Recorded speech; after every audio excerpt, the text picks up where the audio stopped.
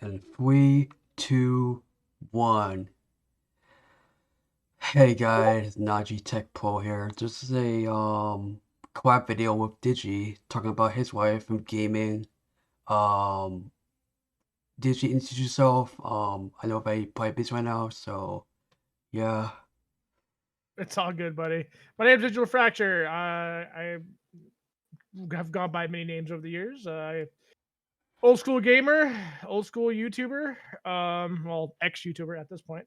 We can come back now, I Yeah, I'm guess. just a big, I'm a big nerd who likes gaming and Yeah, streaming, and I'm always online streaming when I'm off of work. So this is what I do. This is what I like. This is what I love to do. So and it's my wife as well. So tell me about your story. Like, how did you start gaming? like many people from my generation, I'm an '80s generation child. So a lot of us were poor.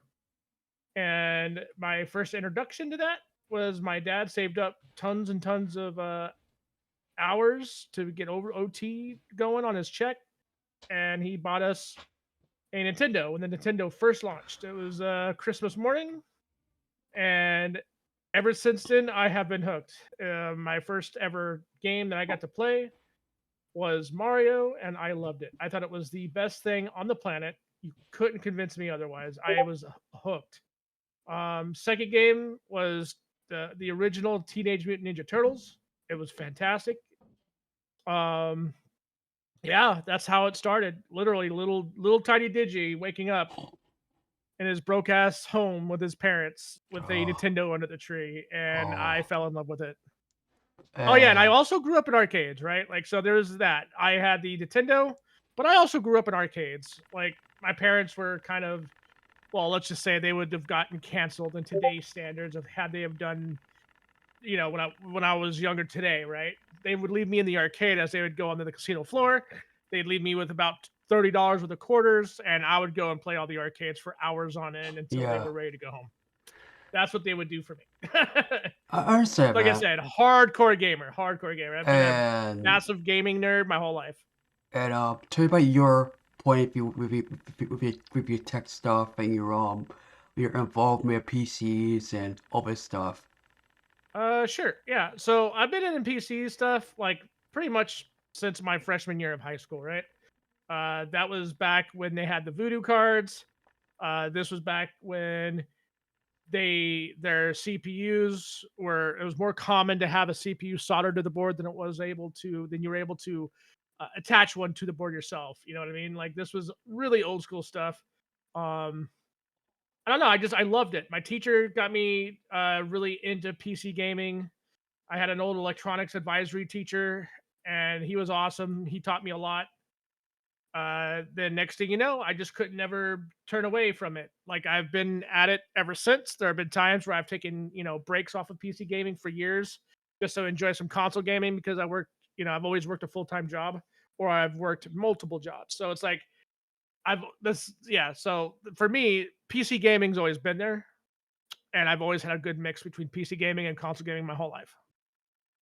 Okay, okay. And what's your involvement with all these consoles? The original Xbox, the PlayStation 2, the GameCube, the Wii U, the all these systems that you probably got or probably you know Nintendo from Sony from Microsoft. Name every system that you did get and Okay, didn't sure. get. Yeah, so okay, so it's just easier for me to list all the consoles that I've had. So I've had a PlayStation 1, I've had a PlayStation 2, I've had a PlayStation 3. I've also had a PlayStation 4, hated the PS4, sold it to a buddy of mine. I know.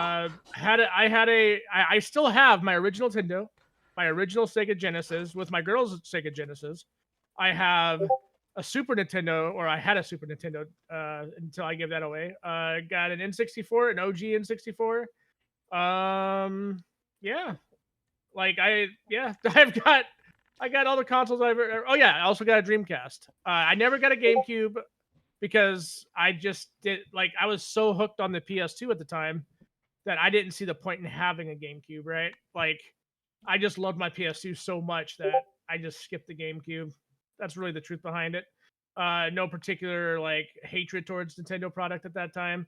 Now, as far as the Wii series of games go, I've had a Wii U. I've never had a Wii, but I do have a few Wii games for my Wii U, like Tatsunoko versus Capcom, great fighting game. I had was it Wonderful 101? That game is freaking awesome. I liked what Xenoblade Chronicles, or I think is what it's called. Really, I mean, kind of boring game, but it was actually kind of fun at the same. I don't know. That one's a weird one. But yeah, so like I got into all kinds of games back in those days, and I've got quite a bit of my stuff still to this day. I still have close to about 60 to 70 Nintendo games in my old collection. In my old collection, I had over like 200 or 300. But Awesome. I got like 70 or so left. So yeah, I mean, yeah, I try to hang on to my stuff as long as I can if I really love it. So how you start with your your um your culture with the life of nostalgia with gaming, with YouTube, making videos, having video equipment, showing yourself in camera, recording a gameplay video, and hey, becoming a content creator where you are right now. Um, well, okay, so I think I understand that question correctly. I think I do. Yeah, Um, so my original foray into YouTube had nothing to do with what a lot of people are doing now, right? I wanted to show my childhood pretty much how it was to be raised pretty much by the arcade life, right? To go and play in the arcades, flip a quarter for see who's gonna last longer in like games like Raiden 1942 or Raiden Jet or just like shmups, fighters, old school fighters. My original thought into doing a YouTube on in the YouTube video stuff, I wanted to showcase pretty much my childhood, really. Like I wanted to show people I was good at shmups. I played a lot of shmups back in the day. I still do to this day. Um, I wanted to show people like and see if I could find a community that was like-minded, right? Like I wanted to spread what classical gaming was, like 8-bit era, the 16-bit era, all that stuff. Because back in those days, those games kind of felt like they meant a lot more. Like the old Samurai Showdown fighting games, the old Tekken 1 and 2, just the old stuff. Like I thought, man, this could be fun to showcase. And this was before Call of Duty really took off on the YouTube platform. This is back when I was doing the MMO spotlight for my channel back in the day. Uh, it was yeah, I wanted to share my love for gaming in a way that would represent the roots of my gaming, right? yeah, And that's kind of what I was trying to go with, and that's how I got involved with YouTube. There was this old YouTuber that I followed. He was like one of the first YouTubers to end up on the front page, and he used to go by a name called Retro Dreaming. And this guy, like, he would do all the old classic games. He would do all the old classic, like Sukoku from Neo Geo, like Bubble Bobble, stuff like that. Ikaruga from Dreamcast. He'd play fucking Time Crisis. It was awesome. All the stuff that he would show, I wanted to be a part of. I wanted to do the same thing. So I was like, you know what? I'm going to do that. And so that's what I did. I got into it because of one older guy who showed me the light, and helped me sort of really appreciate my roots a lot more. okay. And how you got involved with fixing computers, fixing graphics cards, fixing all this stuff with Oh, technology my and coworkers, man. My coworkers from my old job, they were kind of idiots when it came to this stuff. They would break their computers all the time. And I got to a point where I was just charging like a $20 service fee just to look at the that was wow. my that was my that was my what do they call that? The that's just to look at it, right? That's to get the idea of what's wrong with it. I would charge $20, and then anything after that, if I needed to fix software stuff, I would charge them 40, and then so on, right? So yeah, that's how that worked. And how you got involved with gaming news and also the pop culture space of gaming, like the events and stuff, to keep up with gaming culture and what it is today, what it is before and after. the Well, inside of the yeah. gaming landscape of digital flexor.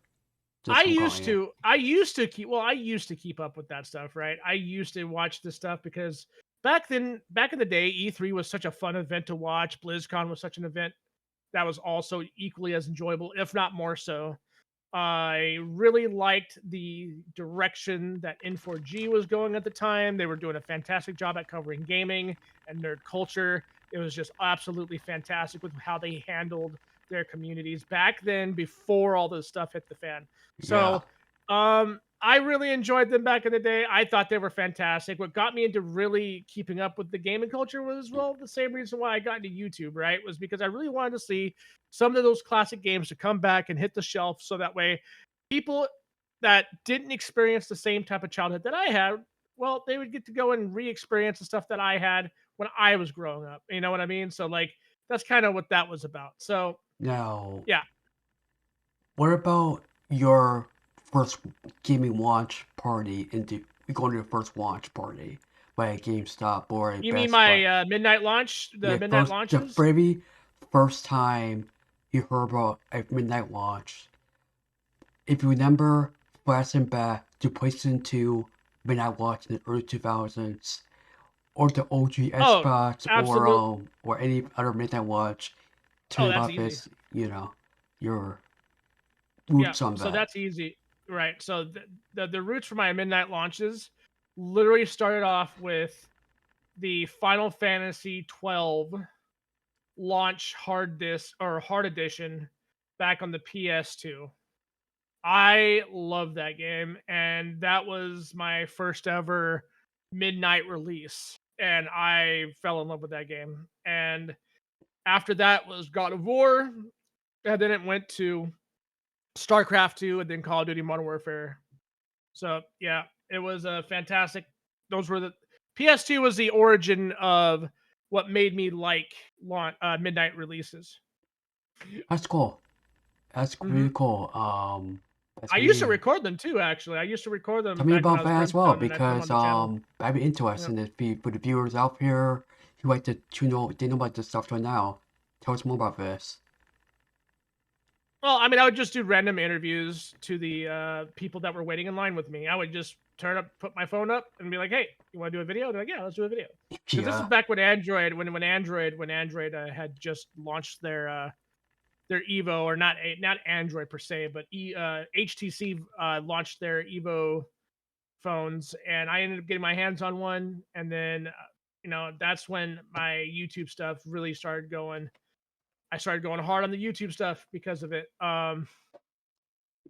And like I said, just sparking a conversation with like-minded gamers, having fun. We didn't really care about any of the stuff that's going on in today's culture, right? yeah, it's Back in those weird. times, we didn't care about race, we didn't care about what you look like, or Yeah, what you are, or what you identify as. Nobody cared about that stuff. If and we saw you in line at the GameStop line and you were there for, say, StarCraft 2 or Call of Duty or any of those things, we were going to be talking about StarCraft 2 or Call of Duty or any one of those things. We didn't really care about any other stuff. now I do have a question. With today's landscape of whenever Gamergate and all this stuff going on, what's happening Okay. now, but before Um. and after? I'm just saying, like Gamersgate. You remember Gamersgate, and Yeah, of course I remember also GamersGate. tell I us more debated about a lot of that. those clowns back in that Tell time. us more about Yeah. that because we know that we get a period when we see this stuff going on in the fan with all this culture of studio layoffs, shutdown, games not doing so well, inflation going up or down, and everything else in gaming. What's your thoughts on all of that? Name everything you All of had. that? Yeah, I guess we could start with Gamergate, I guess. let's talk about that. So Gamergate was, well, I'm not going to go into all the details. I'm sure anybody that's watching this, I'm sure they already know about Gamergate, okay? Yeah, So, I'm going to save them the trouble. So when it came to Gamergate, what it was is we had multiple ideological point of views clashing at each other on in an online space, and we already know what that was called. That's called Twitter. Um, this is back when Skype was the number one communicator that everybody used, and Yeah. this is back when we all had our YouTube pages still. Um, what it was is you had multiple different, like I said, ideological point of views smacking into each other, and then just affecting everybody around them, and they just didn't care, right? Like it was just everybody was arguing, everybody was raising their pitchforks towards one another.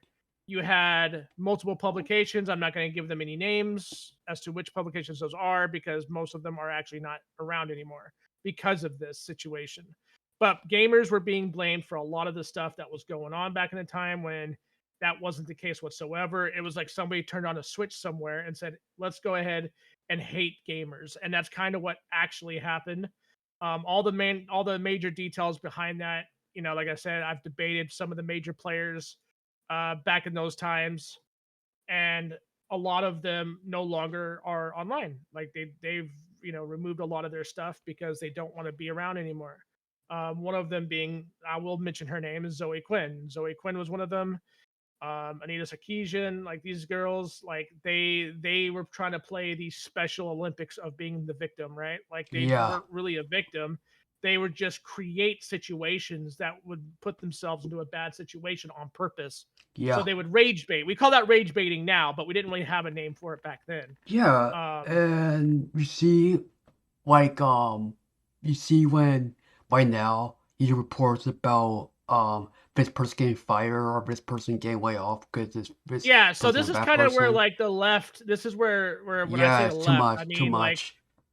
when I say the left, I'm talking about myself too because I am pretty left leaning as well. Me too. So I I'm not gonna sit there and like try to recuse myself from that I title as well, like a lot of yeah, other because people do. I'm Um, I'm very the left as me and you both are the left because I'm a Democrat. I don't want to say my political views, but my stand with yeah. No, I get it. No, but like the point is this is back when the left decided, or our fellow lefties decided that canceling people at their jobs, calling people at their work, um, and mass droves, right? Not just one person did this. They would email multiple companies. My job, they were trying to do this to me on. And my job, my director, I'm glad that my director was a cool enough guy to realize that it was all BS. And he said, told me not to worry about it, right? He's all, they could call my number all they want. Nothing's going to change. I'm like, all right, Mm, cool. So, I mean, I looked out on that, right? Not a lot of people were gifted with somebody that was actually understanding and kept up with gamer culture and nerd culture. Um, I told people because and one of the biggest reasons why that was is because one of the debates I had was recorded on Skype of me demolishing this person, and they ended up calling and they got a hold of my where I work because of a mutual friend of ours and well ex friend of ours now, mm, um, and try to get me bye bye. So yeah, that happened. Um, Now you compare it to today. This is one of the reasons why I said we shouldn't be doing this. This is wrong. yeah, and We shouldn't be that's trying why to I cancel each wish that other over stuff. But like now it's comes full swing from the right, and it's like, okay, so like what? I said not to do this, and this is why, right? I yeah, called this out years ago when Gamergate first was a thing. I told my fellow leftoids, hey, like we shouldn't do this. This is bad idea. This is gonna happen. This could come full swing. And next thing you know, boof, there it is, right? Like all they needed was a reason, and that's fine because at this point, you know, it is what it is at the end of the day, right? yeah, So and I don't want to go into too much detail and yeah, get you in trouble or anything. So I understand, man. Privacy reasons, I know. But what's your input on games getting layoffs or cancellations over stuff going with the gaming industry now? Because what do you it, mean by gaming? What do you mean by okay? Say that question one more time. um games getting way off or if you Games see getting way off. You mean the price rising and whatnot? The price okay, hikes? I talk about games do get announced early, but we get no details. Like the TMNT Last Roller game from THQ Nordic. Reveal first from the people who made the Destroy All Humans remake. And then we have nothing on that game because the funding on that game was, you know, on hold because we can't find funding for a game before we get made. I'm talking about this because you see a lot of video games being announced too early. You see like Mass Effect 4 was distance or I'm talking about Mass Effect 4. Like Mass Effect 4 was announced too early, and then Elder Scrolls Scout got too early to see that hey, we're making a new game, but it's still coming. And we find developers or people who get hired by this game, but what comes next. Right. So yeah, that's what I'm talking about. Games getting way too early the announcement. You know what the budget's gonna be like, the engine for the run the game, the whole it was gonna be what the whole customer base gonna be like for these games now with the whole marketing and such, to marketing push. So So what you what's the thought? question? What do I think about all this? Like Yeah, games being announced too early and whatnot? yeah. Okay.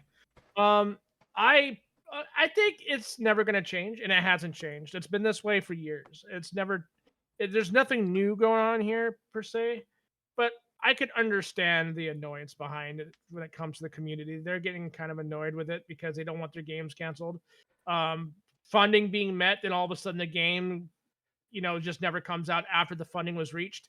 I think that's, obviously it's a bad thing. It's a dishonest business practice, in my honest opinion. Yeah. Um, I think I think what they're trying to do is find their overall communities because they don't want to make a game after they got their funding for it just to find out they're going to be canceled for something stupid, right? So I think they're trying to get their feelers out there to look or to see what the vibe is, right? And I don't think that's a good way of doing it, especially when you've already got your funding from, private investments or fundraising from Shareholders, your these way uh, shareholders are very important. shareholders. Yeah, Yeah, yeah, which are considered private investments, right? So yeah. yeah, I think if the game is paid for and funded to be made, they should make it. Um, if they're trying to make a game that's safe, I think that's dumb. I think they should take the risk, regardless if I agree with it or not.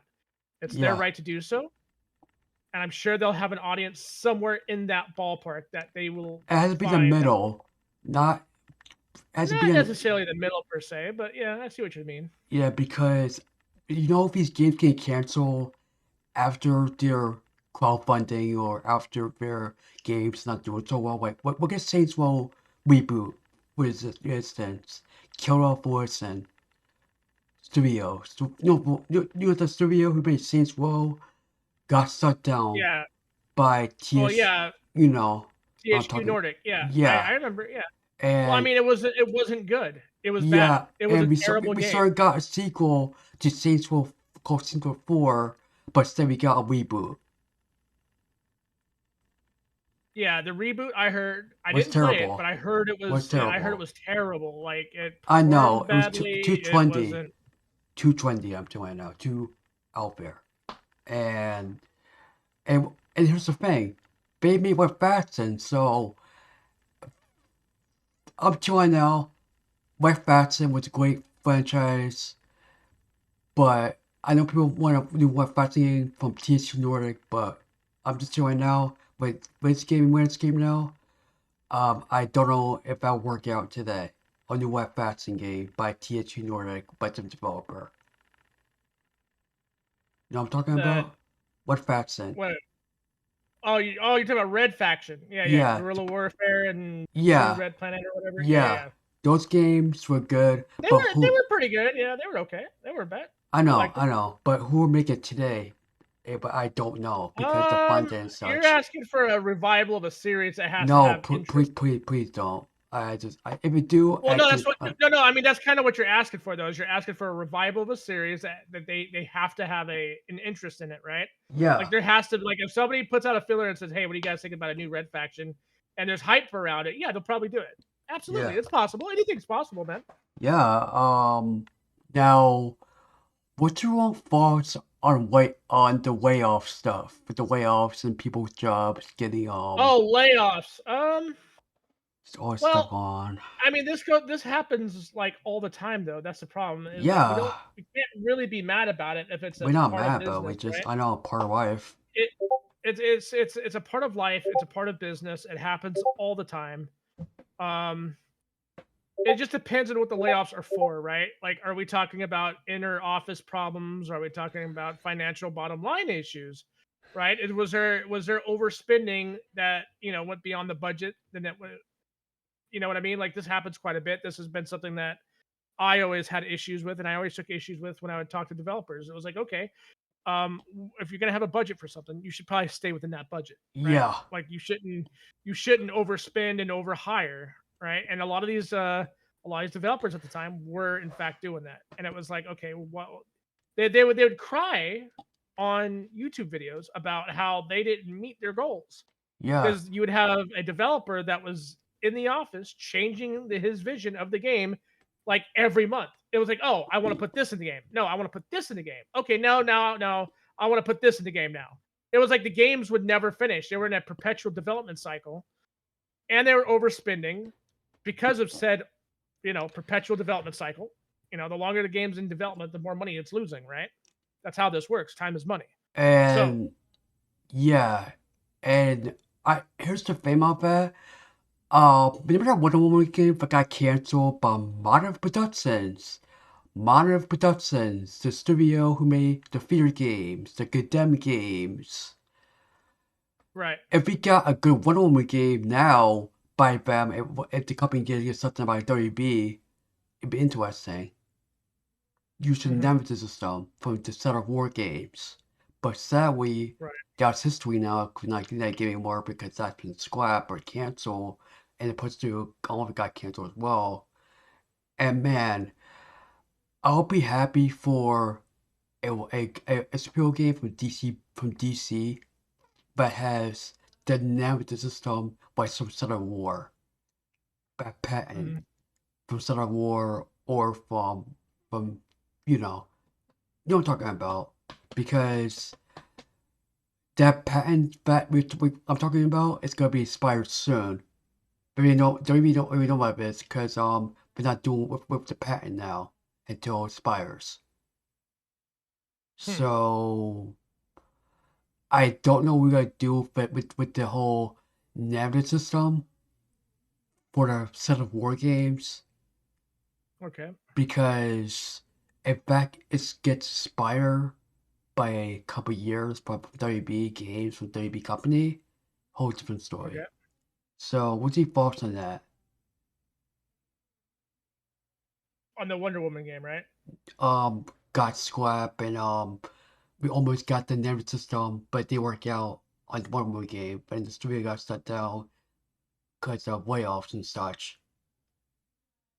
And plus, Um, yeah, I think that's just again that goes back to what I was saying earlier. I think that was due to the overspending, right? yeah, The Wonder Woman game itself was, if I remember correctly, was a pretty ginormous budget for what they were trying to achieve with that game. yeah, And I'm pretty sure it could have been good. It could have been good. I mean, I was kind of looking forward to it personally. yeah, Um, but unfortunately, it was coming out at a really bad time, yeah, just because of where like they didn't really have their thumb on the pulse as to where things were socially in the economy and whatnot, and yeah, with people in general. So it's yeah. like, yeah, it would have been a bad time. I'm glad they did. I hope they go back and visit that project. With Um, the studio from WB also the rights to DC Comics, and James yeah, Gunn has DC Studios, so if we get a good DC Studios game, because we know getting Justice League in development, that's coming yeah, from NetherRealm Studios and WB under yeah, James Gunn. So if we get a good DC on Superman, I mean kill Superman game yeah, or a custom D game or a Flash game, AAA based on a project by Flash, Aquaman, Superman, Batman Arkham, Batman Beyond. That'd be great. We get that now. yeah, I know Watch we're gonna yeah. do That could be good. single player Batman game and development they confirmed that. So yeah. Um now before I end this interview, um what's your thoughts on any new developer, any new um anybody who wants to try get into gaming now or get into gaming Oh, with these all these stuff we got with the gonna Steam you Deck. mean do you mean what would be my thoughts on any new game developer looking to cut their teeth in video game development? Yeah, and also the people who like to try video games out. So this is like a dual question then. Like I'm talking, so I'm going to be talking about developers and the customers. Yes. Okay, so I would say this: if you're like me, you have a full time job, you don't have a big budget, I'd say get a Steam Deck, have fun with it. There's plenty of games that work on it. What I If do? you want, save up money, save up all the money you can for it. If you have a full time job, go ahead and buy yourself the top end Steam Deck at that time and have as much fun as possible with it because there's tons of great games for it on Steam. Um, I say, yeah, that's probably like right now is probably the best time to be a gamer if there was to ever be a time to be a gamer, right? And then as far as development goes, I'm not a developer myself.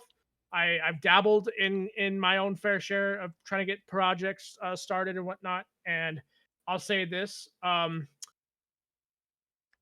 would suggest to any new budding developer, especially any indie studio, do not set yourself up for failure by continuously changing the dream of your game and the scope of the budget that you're looking at, right? Because right now we have too many developers in here doing this. They're trying to figure out what they want to make, what's going to be the new biggest thing. They want to, don't copy everybody else like what some of these people do. Yeah, Um, what service? try to stay. If you do copy, try to stand out and make your stuff different, right? Yeah, But again, don't. So like, I guess that'd be like three main things, right? Is like first, have a clear vision of what you want to develop.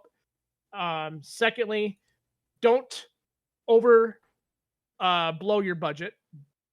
And third, if you're gonna copy, make sure you stand out above the rest and make your game good. That's what matters. And take your time with it, please. Don't rush. yeah. I like to play the game and just try it out and not get a broken product. You know what I'm saying? Yeah. Because Yep. we see different patches of these games are not patches all we do for PS5, PS4, Xbox consoles now and Switch. This was 2. Yep. It's just what's going on gaming now? What's happening? And what we can what are Um, we doing now? Like or do they want patches I would and say just people. I think people need to start fight like not fight, but like they need to. How do I say this without coming off as controversial? Uh, I would say enjoy the things that you have. Stop trying to keep up with the Joneses. Right? You don't yeah, need to have the next best thing on the planet because your buddy has it or because you know somebody that has something and you want that too. Right? Enjoy the things that you could possibly enjoy at that moment that you have right now. Right? That kind of matters. I think that's actually a really important thing. If it's any, if the market right now is any reflection of how how the community is doing, we are all too busy trying to one up another, right? Like we all want the best PCs. I mean, I'm like that to a degree with my PC right now. I have the top end stuff right now on my PC that I saved up for, though. But it doesn't. Not everybody's going to have my budget, so that's why I'm saying what I say. Like, you know, try to live within your means or save up money yeah, before buying stuff. yeah, Because your decision at the end of the day does make these developers make their decisions next for their development cycles. Your purchasing power actually helps design the markets that we're in. that's cool. Interesting. It's involved that. And what's your thoughts on the current state of Nintendo's switch to game key cards versus digital and physical copies of gaming now? I Because think I think honestly, what they're doing over at Nintendo is a really bad move. This is not a good move. It's not a good look. The fact that you cannot even work on your own product without it completely freezing up or shutting itself off or locking itself up, I think that's a bad look for Nintendo. I think a company that wants to try to demonize people who want to work on their own stuff doesn't have any business to have an opinion about how gamers handle their gaming then like they like you know what I mean or developers how and especially how developers develop their games.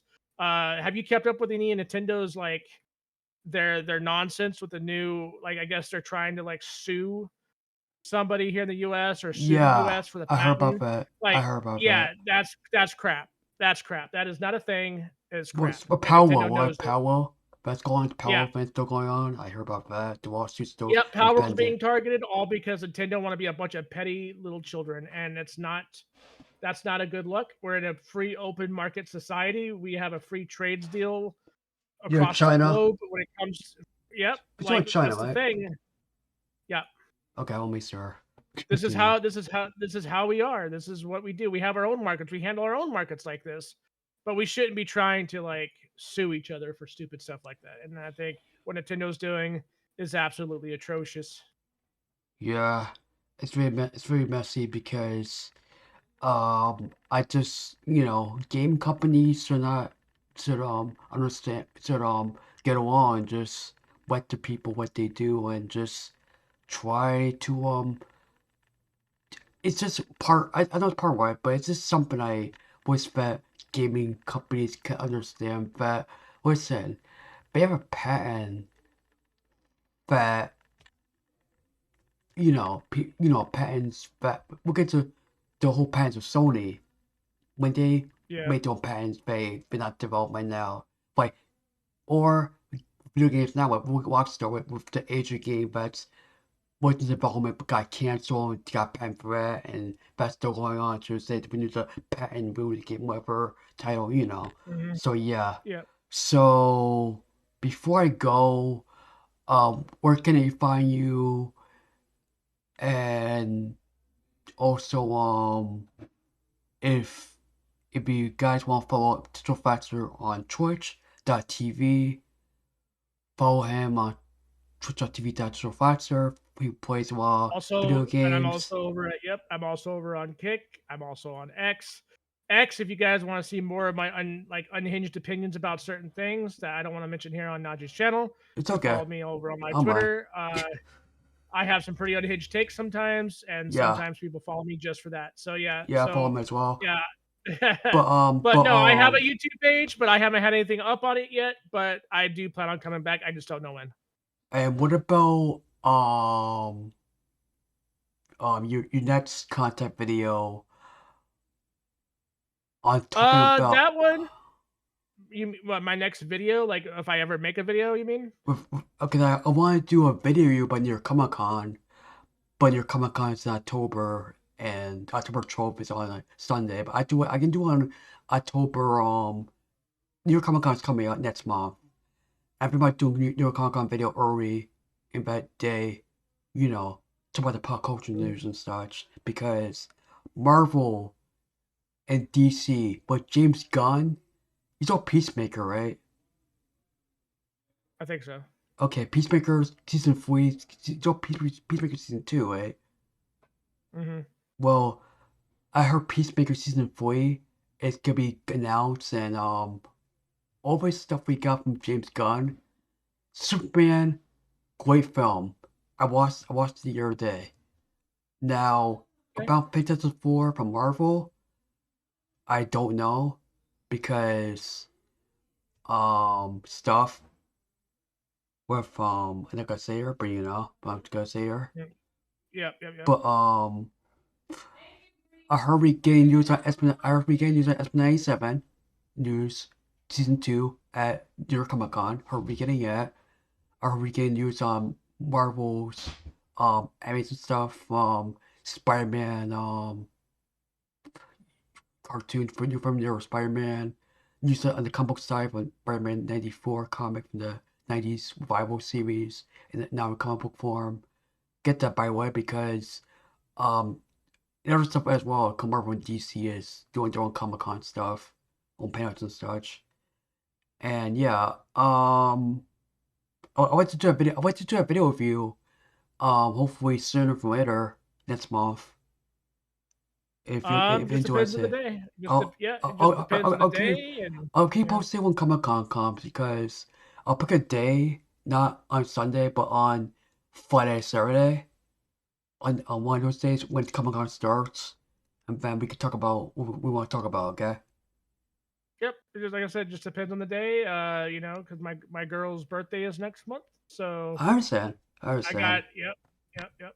Oh, also, if interested, if you know, all of us can get together, hopefully sooner than later. Like that's hopefully next year probably. Me and Don and I you mean, and we could everybody else, try. We could try. all of us, No all of us get, promises, but I'll uh, try. Yeah. get together, hopefully hang out. I remember Don really told my mom about that. So yeah, but then I got to go. Thank you for the video, what interview about gaming talk, video game talk, Yeah, man, thanks and for having me. also well, you're welcome always. And find Digital Factor on Twitch, Kick, and X, both Yep. free platforms on the social media page. I put the the link of her social media down below description, but you can follow him. And also make sure to follow me at NajeeTechPro on YouTube. This was my gaming talk of me interviewing Digital Flash talking about video game everything for video game. I let's call it interviewing Digital Flasher about um video game stuff. So I'll talk about as the title of video of the thing. But what's then just to go Digital Flasher, take care. Keep You posted. as well, my friend. Yep. And I tried to go, okay, and this thing, and yeah, follow him,